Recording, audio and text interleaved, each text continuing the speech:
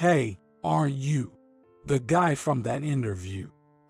After I turned you down, you ended up becoming a driver, huh? A while back, I interviewed at a certain construction firm. The manager of the construction firm, who had conducted my interview, smirked upon seeing me and said, I'd worry about your driving, man. You seem a bit slow. As I stayed silent, he pressed on. He had been quite harsh during the interview, but soon after realizing who I really was, he quickly turned pale and found himself apologizing. My name is James Anderson. At 45, I work in sales at a construction firm that's part of a housing franchise. A housing franchise means a contractual form of selling standardized homes.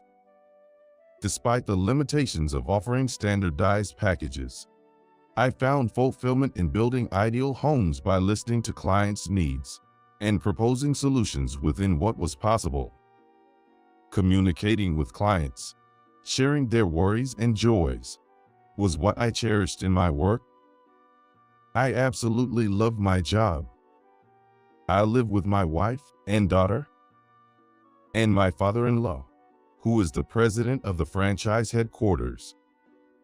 My wife still works there too, as an office assistant. This company holds study sessions several times a year for employees of franchise partners, and it was during one of these that I met my wife when she was handling the reception and distributing documents. It was only after we had been dating for a while that I first learned her father was the president. This was out of the blue to me, and although I was shocked and struggled with the thought of being good enough for the daughter of a president, I still wanted to marry her. I went straight to Robert and got his permission to marry, a story that is still fondly told among our family members. One day, I was called to the headquarters.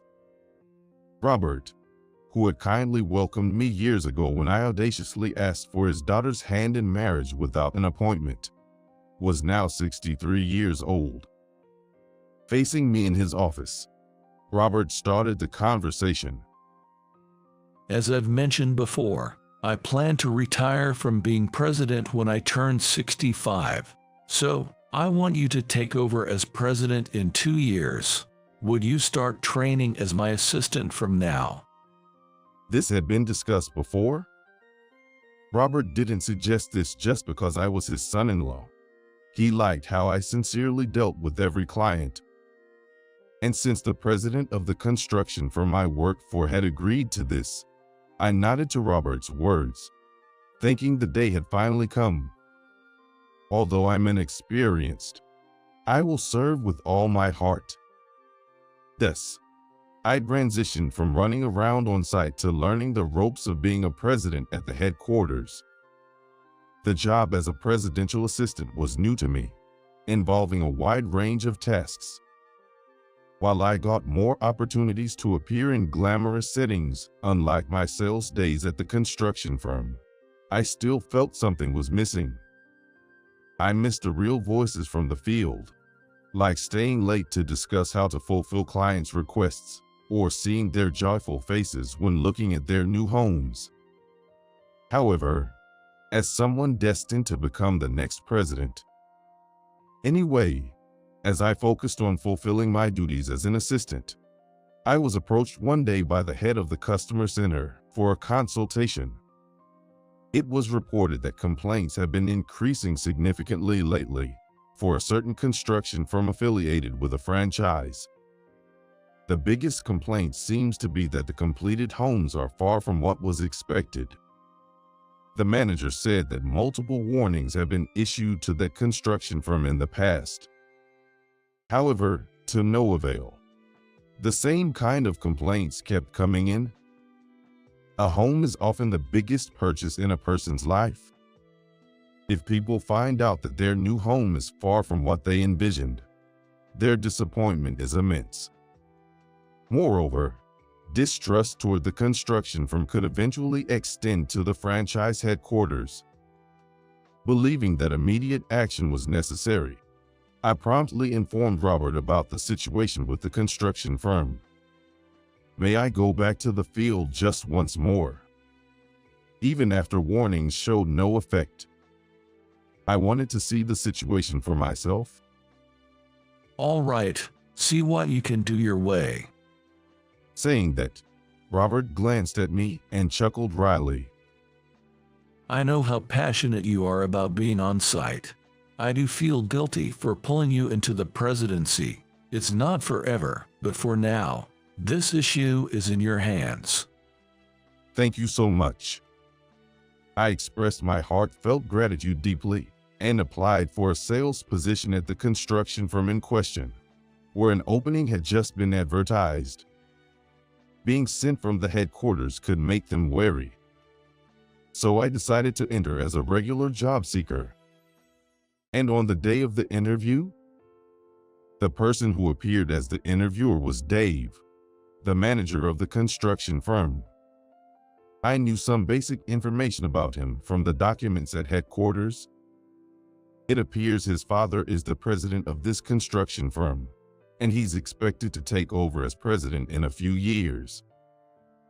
Whom 45, Hall. After skimming through my resume, Dave looked up at me with an annoyed expression. By the way, I'm pretending to be searching for a new job since the construction firm I worked for went bankrupt. Well, being unemployed at your age must be tough, He said, smirking sympathetically, but then deliberately sighing heavily. Look, we're part of a franchise, which means there are a lot of restrictions and a whole lot to learn. You're 45, right? Don't you think that's kind of pushing it? It was clear from his tone that he preferred hiring younger people, but I responded seriously.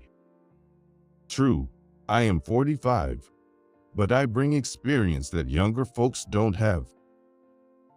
Yeah, that's nice, but... Dave cut me off mid-sentence, waving his hand dismissively and frowning as if annoyed. Look, you don't seem to get it, so let me explain. He looked at me as if I were a child who wouldn't listen. We're a franchise.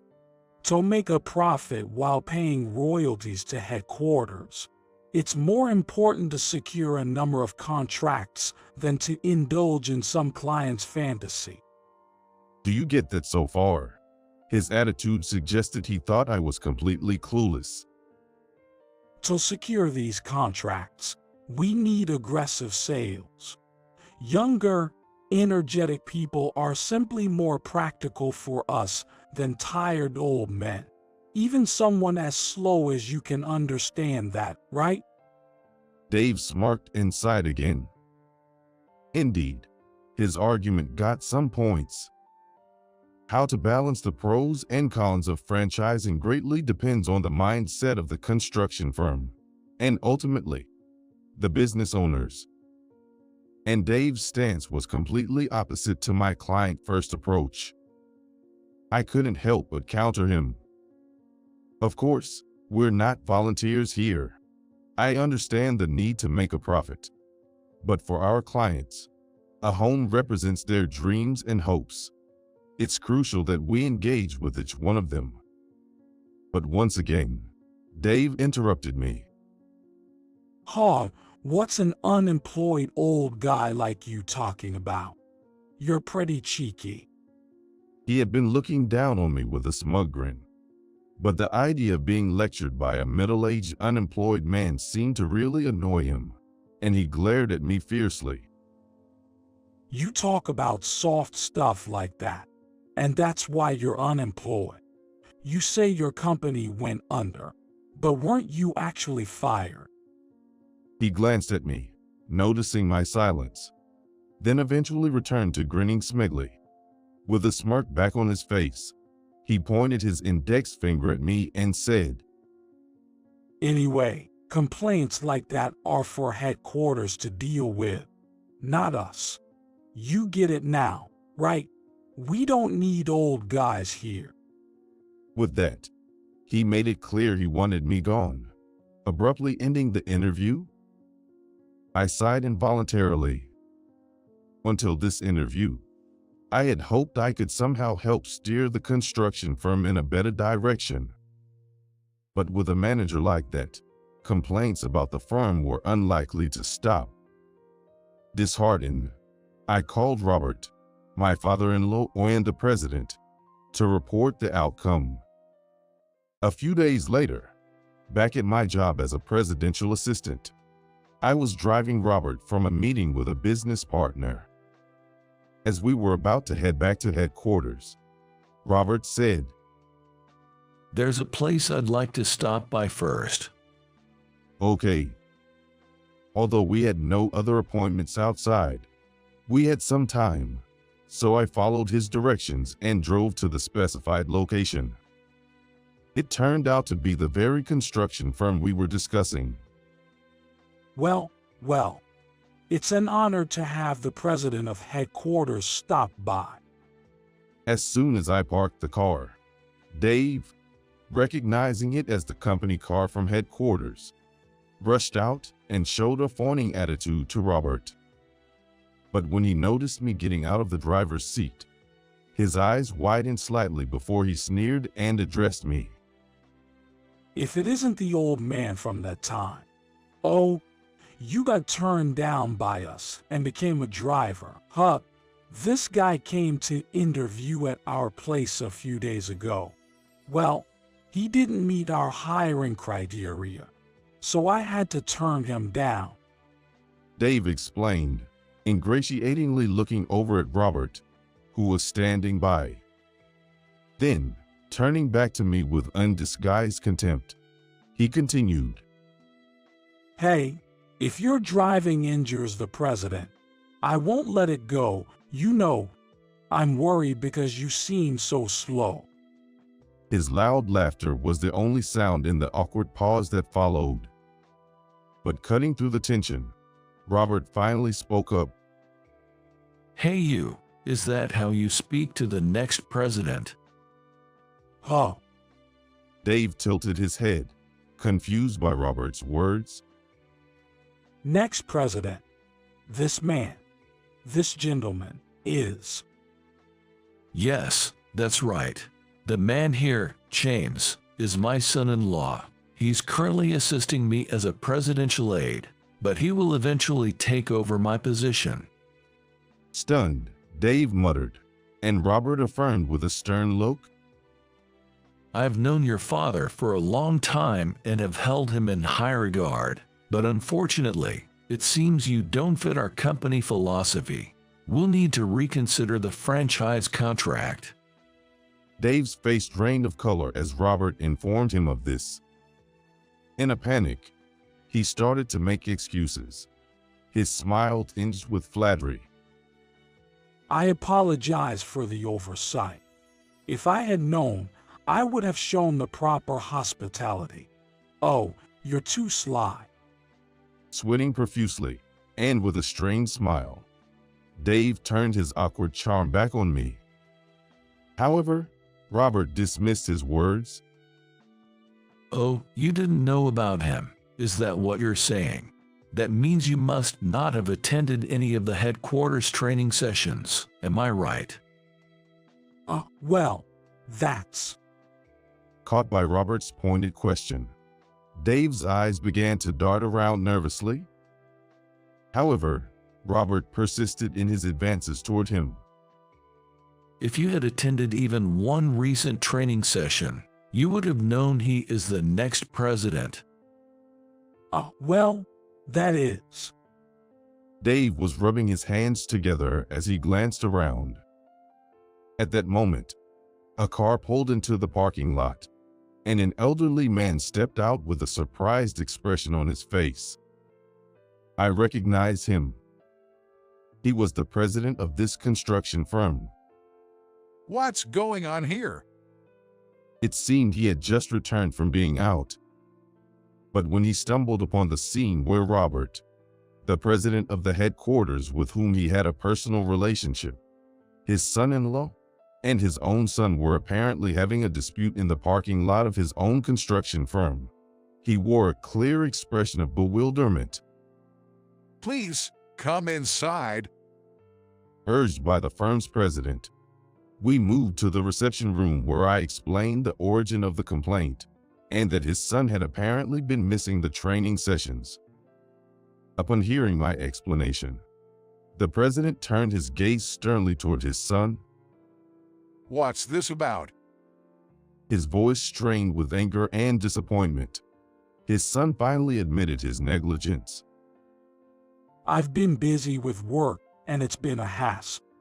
I haven't attended for about 4 months. Like a child caught in a prank, the son hung his head awkwardly as his father, the president, let out a huge sigh and then deeply apologized to us. I truly apologize for my son's disrespectful behavior. Additionally, it seems he hasn't been attending the mandatory training sessions for our franchise partners. What, really? Upon hearing his father's words, Dave let out a frantic cry. Apparently, he was unaware that attendance was required. Realizing this, the president sternly reprimanded his wayward son. You thought you could slack off because you're going to be president one day. I never taught you to disregard our clients' needs and desires just to make a profit. While saying this with a flushed face, the president apologized again. Truly, this is all my fault for not supervising properly. I think a contract termination is unavoidable. Hearing this, Dave seemed to regret his actions belatedly, lost for words in dismay. The son shrinking, and the father continuing to apologize. Watching the two of them, Robert then slowly began to speak. Hey, please look up. There's no need to change the franchise contract. Dave looked up before his father at Robert's words, but Robert just glanced at him briefly and continued in a lecturing tone. Only if your son steps down from his managerial role and agrees to start over as a regular employee to relearn everything. Oh, Understood. Both father and son's voices overlapped. Dave looked at his father as if in disbelief, but his father ignored his look. Thank you very much. He murmured his thanks gruffly. Then the president turned to me. I know it's a lot to ask, but I would really appreciate it if you, James, could help us by becoming our sales manager and turning our company around. That is. Startled by the request, I blinked and then looked at Robert, who nodded as if to say he understood. Responding to that, I gave a nod to Robert and then faced the president again. Yes, I'd be honored to help. And so, I began working as the sales manager at the construction firm. Dave initially seemed unhappy, but perhaps influenced by my and the others' attitudes, he eventually started taking his work seriously. Thanks to this change, complaints ceased, and I am now working daily on the ground, focusing on creating homes that meet our clients' needs, holding true to our mission. Although I will return to headquarters eventually, I am committed to making the most of the time allowed, working hard every day,